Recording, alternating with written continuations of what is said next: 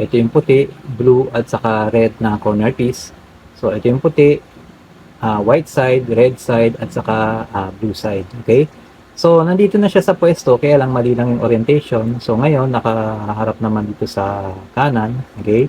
Kailangan nakikita ko pa rin yung blue at saka red kasi blue at saka red to. So pag ganyan ang hawak, nasa kanan siya.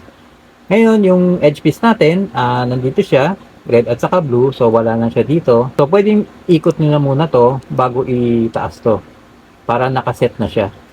Pwedeng ganon. Okay? So, pag ganyan, ikot lang natin to, itabi, para mababa natin to, para hindi masira yung cross natin. Pagkatapos, ibalik na natin, i-match na natin uli yung kulay, itong nakaharap sa atin, okay? Blue at red, so ito nakaharap sa atin. Tapos, letter L siya, gaya nung kanina, okay? So, imamatch lang natin, ikot, tapos baba.